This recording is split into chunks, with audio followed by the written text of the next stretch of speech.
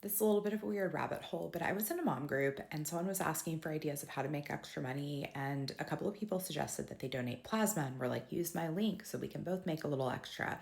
And apparently, you can make like a few $100s a month selling plasma.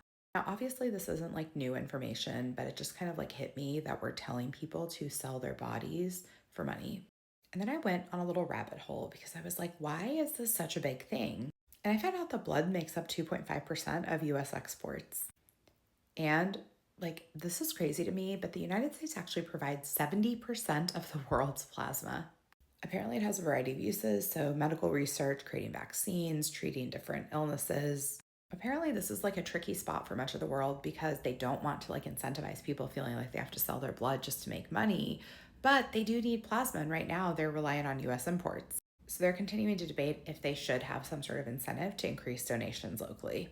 I also found out, and this like blew my mind, that we were actually granting people temporary visas to come into the US from Mexico so they could donate plasma here.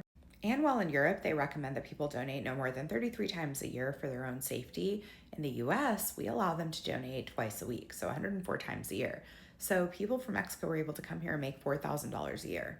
And when the median income in Mexico is roughly $10,000 a year, that's essentially a 40% increase. So I can totally see how someone would be incentivized to do this, even to the point where it was dangerous to their health.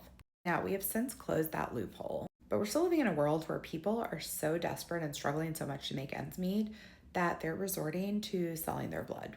And this has become like a very normal, natural recommendation that we make when people are struggling, which just feels weird.